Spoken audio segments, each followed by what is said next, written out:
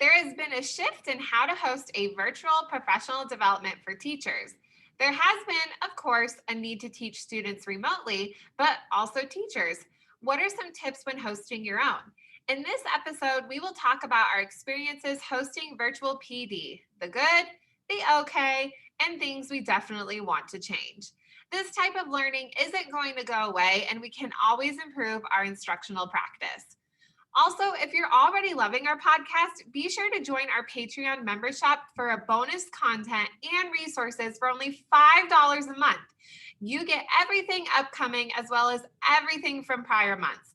It's cheaper than my almost daily coffee run.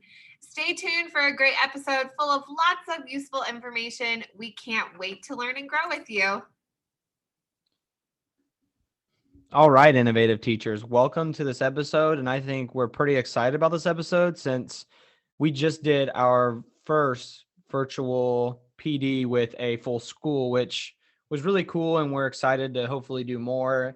Obviously, we plan on it. What that's going to look like and stuff, I think is all going to kind of be different. But that's kind of, I feel like should be a surprise. We're not going to say exactly what that's going to look like in the future for them, I would say.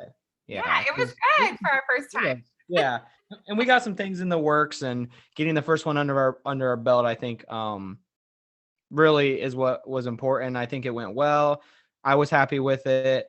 Like overall, I would say things went very well. So, like, what were your thoughts overall? I thought it went really well. Overall, I mean, we've been planning this for a while, so I think overall it went well. Our sessions were actionable and quick and relevant, I think, to all teachers, because we're so lucky we do teach STEM every day. And so bringing that into the classroom teacher experience was super cool. The virtual side of it, it's definitely not going to go away. I love being face to face. And so it was cool to see people's faces without their masks virtually, but I wish that we could have been in person. However, this is something that's going to keep growing. I know you and I were doing virtual PDs at our school last year anyway, as just another way to connect with teachers in our own building. So as a whole, I think it was successful and, like I said, actionable for those teachers. Right. Yeah. And I completely agree. I think what we have planned and stuff is very unique. And overall, I thought like the thing that stood out to me was, when we at our school at least have people come speak, and it's companies. I'm not trying to, back, because there's a lot of awesome educational companies and we highlight them a lot on here, but there's also the companies that they've never been in a school. So they, will drag things out, make it longer. Whereas we were like, hey, we're going to get to the point. We're going to make, tell you exactly what you need to do. We're going to make it simple and easy. So we're going to try to do that in a way that is easy for you to implement these things. So, I mean, when we're doing that, I feel like that's just so much different than what everyone else is doing. So that's kind of what I like overall thought about it. But that's also what I really like about it. I like that, we're actionable about our PD. We're not necessarily beating around the bush or like, hey, you can only do this kind of STEM that, takes 2 hours every day. I mean, we gave them multiple options, easy ways to do it, and even like resources from our stores, which I think is going to be extremely helpful for them. So, I mean, it's just one of those things where I think like teachers doing PD, and we even had this chat with some of our friends from School Rubric the other day. When teachers are doing the PD, it's just so much different. It's so much more enriching, I think, to the teacher, and they understand each other more. So it's going to go better. And they are going to, like, I guess, I don't know what the word would be, but like, they're going to be more likely to use that PD, I think would be the word. I don't know. There's probably a better word for it, but I'm at a loss for words for that. So that's kind of what I would say that I liked about it. As far as what you liked, is there anything specific as far as what you maybe you liked? You can just...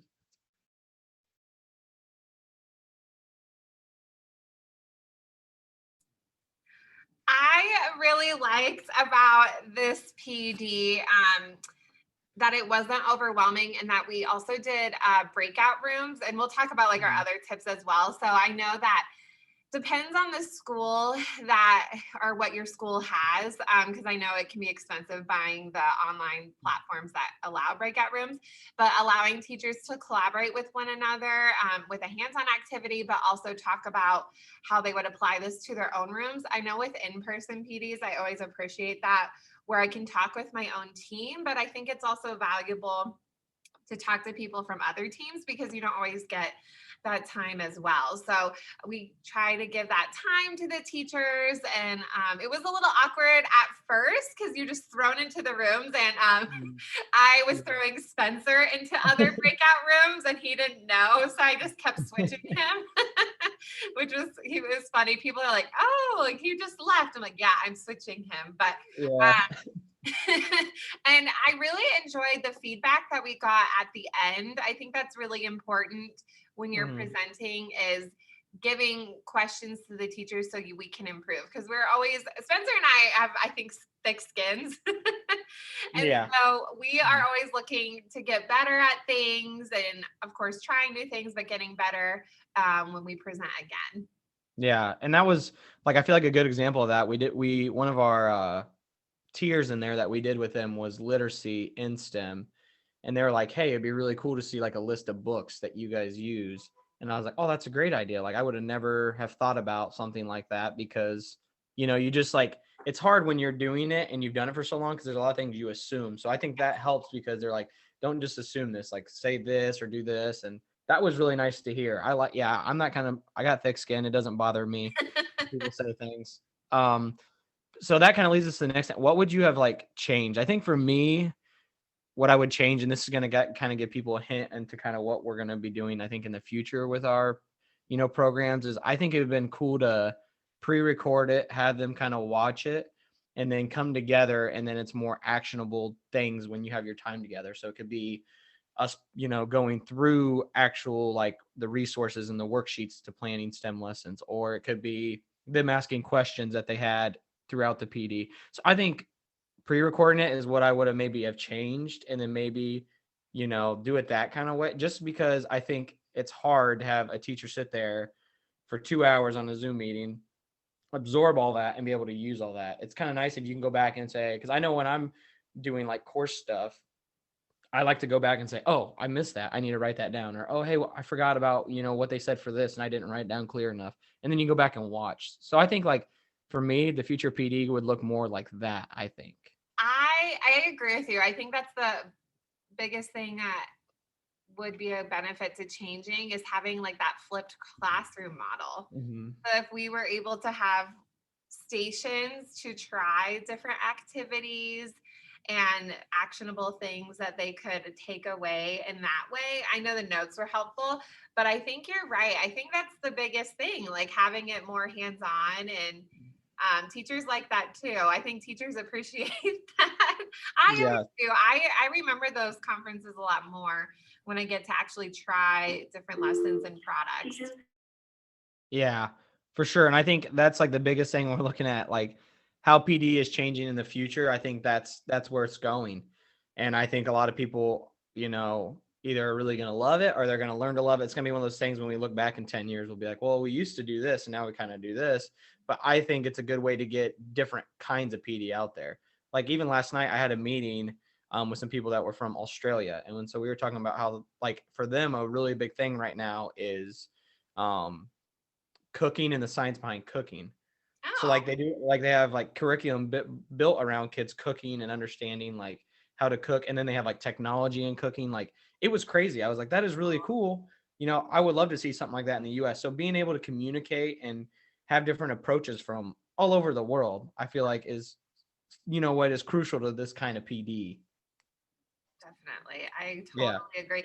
And I mean, even just talking with you, I've learned so much talking with you as Mhm. well.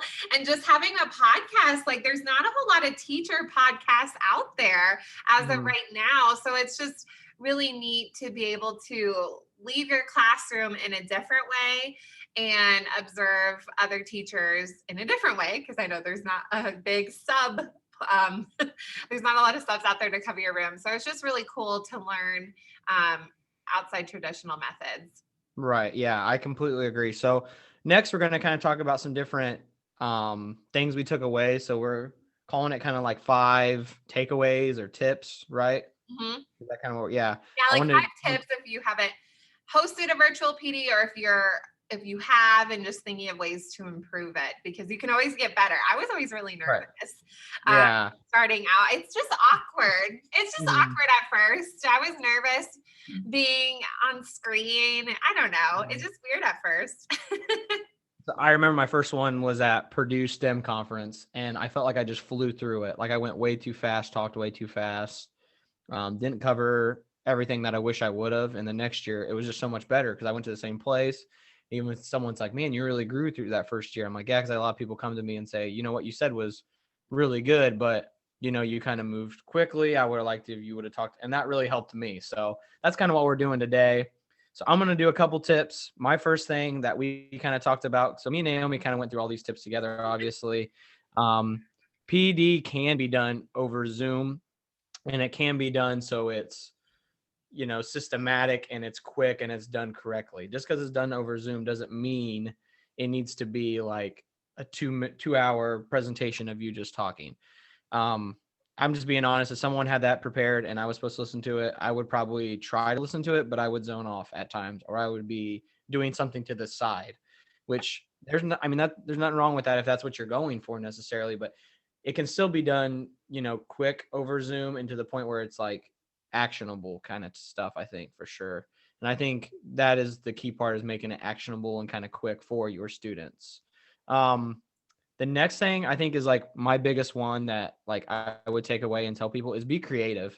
So like in the very beginning, we did like a little activity where they were stranded on an island and they all had material. So we planned this out ahead of time. We emailed the principal, said like, "Hey, here's the different materials they're gonna need. They're gonna do an activity right away." And I think I even posted a picture of it like in our Facebook group and maybe on our Instagram. I can't remember. Yeah. And that I thought I did.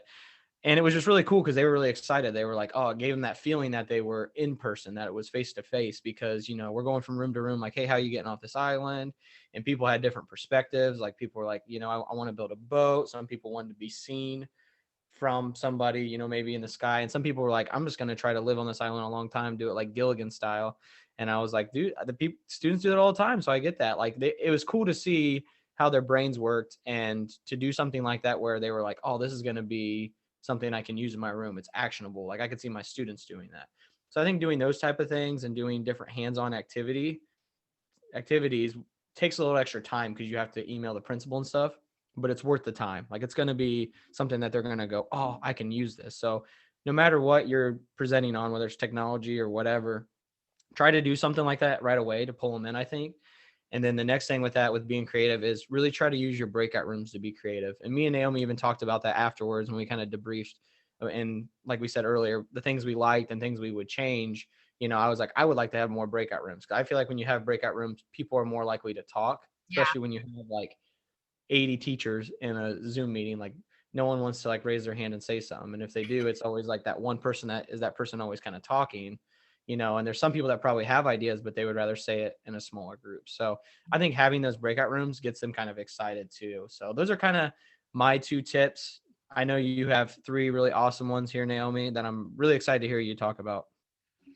So back in March ish, when remote was first starting to happen, a lot of my teachers at my building were asking me very similar questions. So this is, I guess, a side tip out of the 3. If you're thinking about doing something at your school and you're hearing very similar questions, keep track of those, because that might be a really good opportunity to lead a PD. We would do professional development at least the first month on Fridays. I would host 3 to 5 workshops on Fridays that were definitely optional, but teachers could come to, and I was answering those common questions and ways to solve those problems. So whether it was how to plan lessons remotely or using specific technology tools. But the biggest thing that I am thanking past Naomi for is recording those professional developments. Oh my goodness. There was one I forgot to hit record, but I thought it was pretty good. I got most of them. There's like 15 of them. Mhm.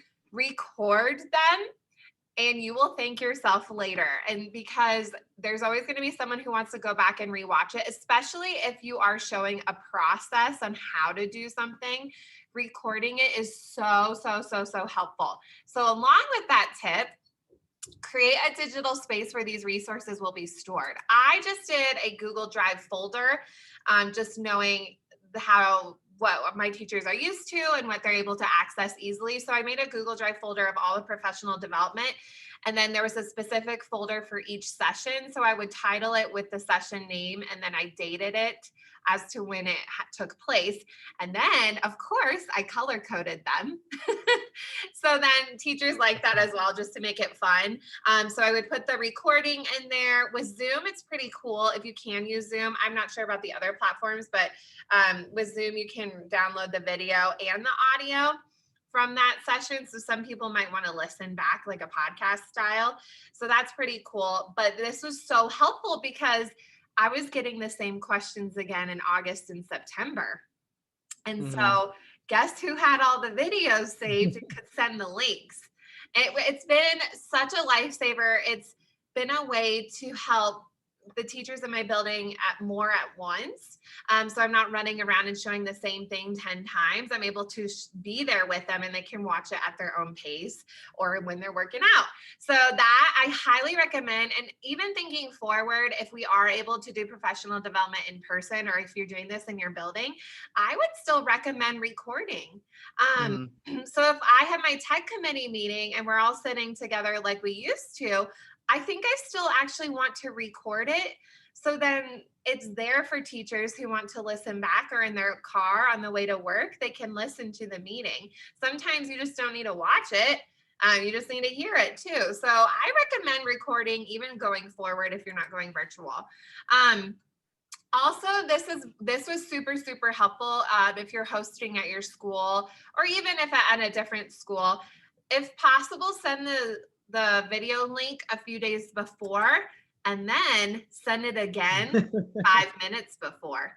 Trust me, you're going to have people who ask you. So think ahead, have that link ready. I would say the session name and the subject line and the time.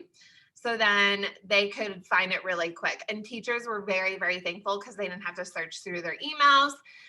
Depending on your email platform, some add it to the calendar, some don't, and how you set it up. And some teachers may or may not be comfortable with the calendar feature that's integrated in their email platform. So send it a few days before, but send it right 5 minutes before. It's great.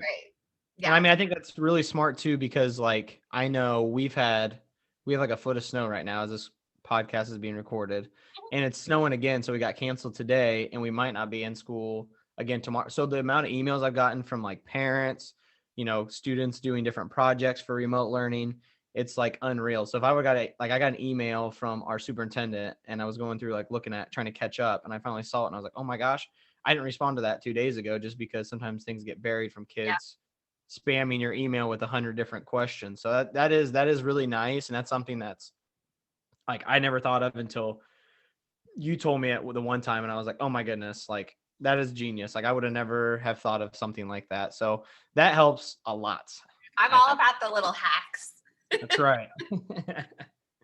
Well, innovative teachers, we loved creating this episode for you today.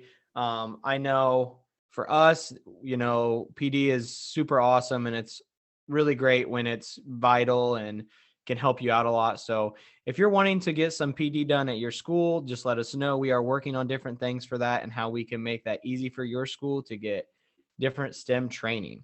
And if you're looking for a partner for an ad, you do not need to look any further, because we have the Innovative Teacher Corner, and we are always looking for more people to highlight what you do. I know this is one of my favorite segments, and it's awesome because we get to meet you and we get to talk about what makes you unique and awesome. And if you're interested in any different kinds of interviews or collaborations, you can email us at innovativeteacherpodcast@gmail.com. We already did one school, as we talked about, but we would love to do more. So make sure you reach out to us. Thank you so much for listening to Innovative Teachers. We can't wait to see you in the next episode.